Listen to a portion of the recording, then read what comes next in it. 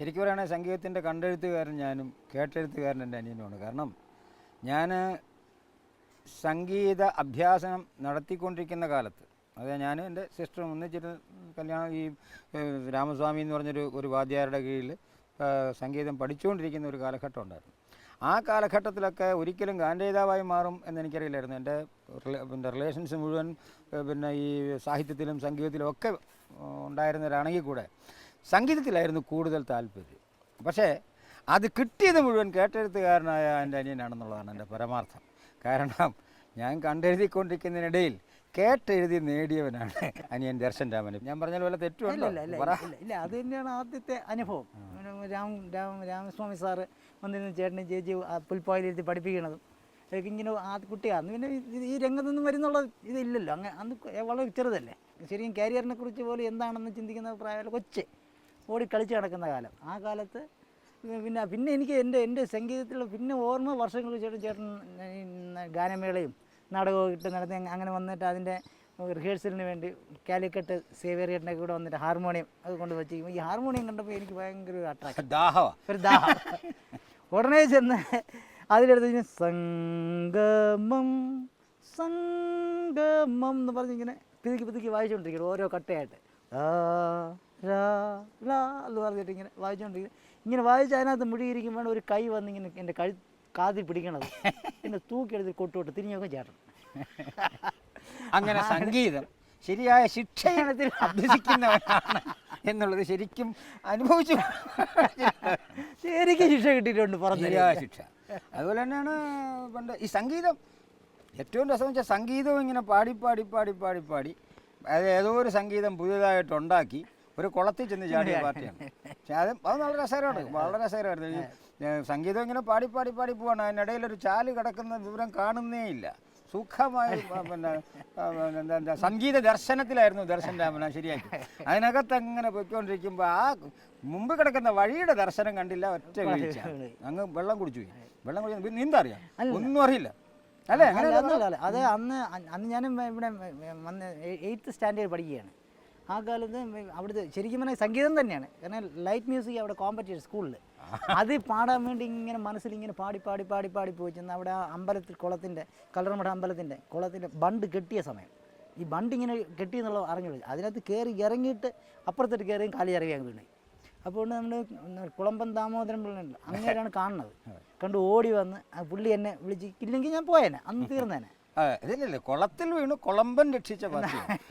ഞാൻ നമ്മൾ അടൂരുണ്ടായിരുന്ന സമയത്ത് ആദ്യമായിട്ട് ഈ നാടോടിപ്പാട്ട് എന്നെ കേൾപ്പിച്ച മനുഷ്യൻ കുട്ടി മാപ്പിള എന്ന് പറയുന്ന ഒരു സാധാരണക്കാരൻ. അദ്ദേഹത്തിന് 2 മക്കൾ മാത്രം, ഒരു കുഞ്ചനും ഒരു പാപ്പനും. ഈ 2 ആൺമക്കളേ ഉള്ളൂ. പക്ഷെ അവരെ പഠിപ്പിക്കാനായിട്ട് കണ്ടു കാലമില്ല. അവിടെ നിന്നുകൊണ്ട് ഈ ഇതുപോലെ പുഴക്കരയിലിരുന്ന് ചൂണ്ടയിൽ മീൻ പിടിക്കുന്ന ആ മീൻ പിടിച്ച് 2 മക്കളെയും വളർത്തി അവരെ പഠിപ്പിച്ച് രക്ഷപ്പെടുത്തിക്കൊണ്ട് കാലും കൈയൊന്നും വേണ്ട ജീവിക്കാൻ ഞാൻ ശരിക്കും മനസ്സിലാക്കി പോകുന്നില്ല. ഈ അടിച്ചു വെച്ചിട്ട് ഒരു 6 മണിയൊക്കെ ആയി കഴിയുമ്പോഴത്തേക്കും അവിടെ ഇരുന്നുകൊണ്ട് നല്ല തെങ്ങുകൾ കിട്ടും. തെങ്ങുകൾ സുന്ദരമായിട്ട് അത് മക്കൾ തന്നെ മാറ്റിക്കൊണ്ട് കൊടുത്തോളൂ. അങ്ങനെ വെച്ച് സുന്ദരമായിട്ട് അത് അടിച്ച് ഫിറ്റായിരുന്നുകൊണ്ട് അങ്ങനെ പാടുന്നൊരു പാട്ടുണ്ട്. മത്തായിടാടു വെച്ചേ കുട്ടി 2 ഈ ഭാര്യ മരിച്ചുപോയ ഇദ്ദേഹം തന്നെയാണോ ആ മത്തായി എന്നറിയില്ല. ആട് കുഞ്ഞുങ്ങളും ആണെങ്കിൽ മിക്കവാറും എനിക്കങ്ങനെ തോന്നിയിട്ടുണ്ട് പലപ്പോഴും. അങ്ങനെ ഈ ശരിക്കും നാടോടിപ്പാട്ട് എന്നെ പഠിപ്പിച്ച കുട്ടിമാപ്പിള.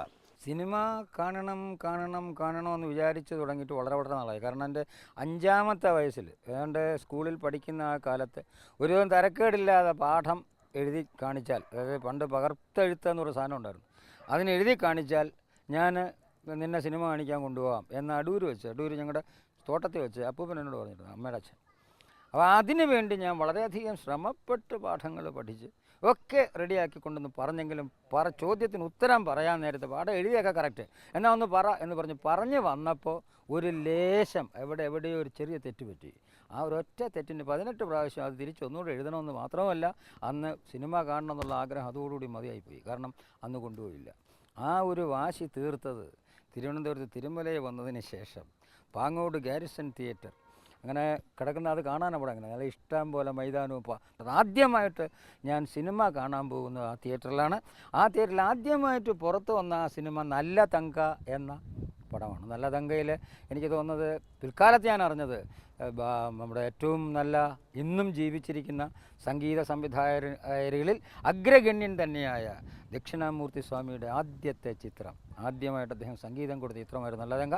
ആ നല്ല തങ്കയിൽ കൂടെയാണ് ഞാൻ ആദ്യം സിനിമ എന്ന പിന്നെ മനസ്സിനകത്തേക്ക് സിനിമ ആദ്യം കടന്നു വരുന്നത്. പിന്നെ ഞാൻ സിനിമയിലേക്ക് അങ്ങോട്ട് കടന്നു പോകുമായിരുന്നു. അത് പിന്നത്തെ SSLC കഴിഞ്ഞ് യൂണിവേഴ്സിറ്റി കോളേജിൽ BA വരുമ്പോൾ സമയത്ത് അന്ന് എൻ്റെ കൂടെ പഠിച്ചിട്ടുള്ളതിൽ മിക്കവരും, പഠിച്ചിട്ടുള്ളവരും എന്നെ പഠിപ്പിച്ചവരും ഒക്കെ അതിൽ പലരും സിനിമയിൽ വന്നു. ചിലർ സിനിമയേക്കാൾ ഉയർന്ന് വലിയ ഇതിലായിട്ട് പോയി. ആ അധ്യാപകരും അതെ, വിദ്യാർത്ഥികളും അതെ, എല്ലാവരും അതെ, കൂടെ പഠിച്ചവരും വലുതായിട്ട് എന്നെക്കാൾ സീനിയറായിട്ട് പഠിച്ചവരും എല്ലാവരും, അതിൽ ഒരുപാട് പേരങ്ങനെ വന്നിട്ടുള്ളതിൽ ഏറ്റവും കൂടുതൽ ഉയർന്ന് ഇന്ത്യൻ അംബാസിഡർ പദവി വരെ എത്തിയിട്ടുള്ള ഒരാളേ ഉള്ളൂ, എനിക്ക് തോന്നുന്ന ഒറ്റയാളേ ഉള്ളൂ. അതാണ് TP ശ്രീനിവാസൻ. അദ്ദേഹം IFS, അദ്ദേഹം പിന്നെ ഇന്ത്യൻ അംബാസിഡർ എന്ന് പറഞ്ഞാൽ UN കലാ ആസ്വാദനവുമായിട്ടും സാംസ്കാരിക പ്രവർത്തനങ്ങളിലും ശ്രീനിവാസൻ്റെ ഈ ഉയർച്ച പാട്ടെഴുത്തിന് എന്നെ വല്ലാത്ത സഹായിച്ചിട്ടുണ്ട്. എനിക്ക് പോലും അറിയാമെന്ന് എനിക്ക് തോന്നുന്നില്ല, വളരെ വളരെ സഹായിച്ചിട്ടുണ്ട്. അന്ന് യൂണിവേഴ്സിറ്റി കോളേജിലുണ്ടായിരുന്ന ധാരാളം ആളുകൾ വളരെ പ്രശസ്തന്മാരായിട്ടുണ്ട്. എല്ലാവരും പലരെയും ഓർക്കുന്നുണ്ട്. പത്മരാജൻ ഉണ്ടായിരുന്നു. അതിൽ അങ്ങനെ ഞങ്ങളൊക്കെ ഉദ്യോഗസ്ഥ തലങ്ങളിലേക്ക് പോയി. പക്ഷേ എൻ്റെ കാഴ്ചപ്പാടിൽ കലയുടെ പേരിലും ഇത്ര ഉയർന്ന ഒരാൾ ബിച്ചുദേവനായിട്ട് മാത്രമേ ഉണ്ടായിരുന്നെന്ന് എനിക്ക് തോന്നുന്നു. കാരണം അന്ന് ഒരു പാട്ടുകാരനായിട്ടാണ് ഞങ്ങളൊക്കെ ശ്രദ്ധിച്ചിരുന്നത്. ആർട്സ് ക്ലബിലും എപ്പോഴും നമ്മൾ ഒന്നിച്ചുണ്ടായിരുന്നല്ലോ, പല സമയത്തും ഒന്നിച്ചുണ്ടായിരുന്നു, പാട്ട് പാടുമായിരുന്നു. അന്ന് ഒരു പാടിയ പാട്ട് എനിക്ക് ഇപ്പോഴും ഓർമ്മയുണ്ട്. അത് ബിച്ചുവിൻ്റെ അല്ല, പക്ഷെ അദ്ദേഹത്തിൻ്റെ നമ്മുടെ തന്നെ സാറായിരുന്നു സാറിൻ്റെ പാടാനായി വിടരുന്ന കാട്ടുപൂവേ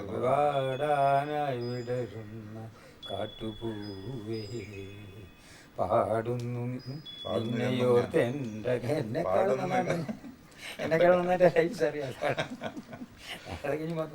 അത് അന്ന് വളരെ പ്രസിദ്ധമായ ഒരു പാട്ട്. അതെ അതെ.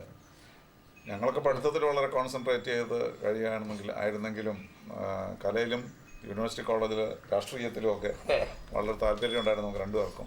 അതുകൊണ്ട് പലരെയും നന്നായിട്ട് അറിയാമായിരുന്നു. ഇന്ന് അവർ പലരും വിസ്മരിക്കപ്പെട്ട് കഴിഞ്ഞു. ചിലരെ കണ്ടിട്ട് പോലും ഇല്ല, 40 വർഷത്തോളം മനോഹരമായ ഈ തിരുമലയുടെ ശൃംഗത്തിലിരിക്കുമ്പോൾ പലപ്പോഴും എനിക്ക് തോന്നിയിട്ടുണ്ട്, എത്ര തവണ എത്രയോ രാത്രികൾ ഞാൻ ഈ പാറയുടെ മുകളിൽ ഇങ്ങനെ വന്ന് ഞാനും അന്ന് സെക്രട്ടേറിയറ്റിൽ ജോലി ഉണ്ടായിരുന്ന ആളും പിൽക്കാലത്ത് പിന്നെ എറണാകുളം മഹാരാജാസ് കോളേജിൻ്റെ പ്രിൻസിപ്പലുമായിരുന്ന KN ഭരതൻ എന്ന് പറയുന്ന അനുഗ്രഹീത കലാകാരനും സാഹിത്യകാരനും അറിവാളിയും ഒക്കെയായ അദ്ദേഹമായിട്ട് ഞാനിവിടെ വന്ന് എത്രയോ രാത്രി എനിക്ക് ശരിക്കും പറയുകയാണെങ്കിൽ എനിക്ക് എക്കണോമിക്സ് വിഷയം ശരിക്കും എന്നെ പഠിപ്പിച്ച ഒരു അധ്യാപകൻ കൂടെയായിരുന്നു KN ഭരതൻ. അദ്ദേഹവുമായിട്ട് ഈ പാറയുടെ പുറത്ത് വന്നിരുന്ന് എനിക്ക് നല്ല ഓർമ്മയുണ്ട്. ഒരു ദിവസം രാത്രി ഇങ്ങനെ വന്നിരുന്നപ്പോൾ ഇതിൻ്റെ പരിപാവനമായ ഈ മലനിരക്കുകളും ഇതെല്ലാം കണ്ടു കഴിഞ്ഞപ്പോൾ ഇവിടെ ഒരു സൈഡിൽ നിന്ന് നോക്കുകയാണെങ്കിൽ കടൽ കാണാം. അതെല്ലാം കണ്ടു കഴിഞ്ഞപ്പോൾ എൻ്റെ മനസ്സിൽ തോന്നി, കാറ്റിനോടും കടലിനോടും കഥ പറഞ്ഞു നീ വളർന്നു എന്ന് വെറുതെ ഒരു പാട്ട് അവിടെ നിന്ന് വെറുതെ തോന്നിയ 2-3 വരികൾ. പിൽക്കാലത്ത് ഇളയരാജ ട്യൂൺ ചെയ്തപ്പോൾ ടാ ടാ ടി ടാ ടി ടാ ടാ ടാ ടാ ടി ടാ ടി ടാ ടി ടാ എന്ന് ട്യൂൺ ഇട്ട് വന്നപ്പോൾ വെറും ഒരു പൂ മാത്രമേ എനിക്ക് ചേർക്കേണ്ടി വന്നുള്ളൂ. പൂങ്കാറ്റിനോടും കിളികളോടും കഥ പറഞ്ഞു നീ, കാട്ടുപൂവിൻ കരളിനോടും കളി പറഞ്ഞു നീ എന്ന് തുടങ്ങുന്ന അതിമനോഹരമായ ഭദ്രൻ മാട്ടേലിൻ്റെ പടത്തിൽ പൂമുഖപ്പടിയിൽ നിന്നെയും കാത്ത് എന്ന പടത്തിൽ ആ പാട്ട് ഉപയോഗിക്കാൻ കഴിയുമെന്ന് അന്ന് ഞാൻ വിചാരിച്ചതേയില്ല. അത്ര ഹൃദയത്തിൽ തട്ടുന്ന ഒരുപാട് കാര്യങ്ങൾ എനിക്ക് പറഞ്ഞു തന്നിട്ടുള്ള മലയാണ് തിരുമലയും പ്രത്യേകിച്ചും ഈ പാറക്കോവിലെ ഈ ദൃശ്യങ്ങൾ. അതൊക്കെ പറയുമ്പോൾ ഈ പാറയും ഈ മലയും ഒക്കെ കൂടെ ചേർന്ന് ബിച്ചു തിരുമല എന്ന പേരിൽ എനിക്ക് എൻ്റെ പേര് അതല്ലെങ്കിൽ പോലും, ഒറിജിനൽ പേര് അതല്ലെങ്കിൽ പോലും ആ രീതിയിൽ എന്നെ ഈ ലോകം മുഴുവൻ അറിയാൻ, മലയാളികളോടൊക്കെ അറിയാൻ സാധിച്ചു തന്ന തിരുമലയോട് വളരെയധികം നന്ദി.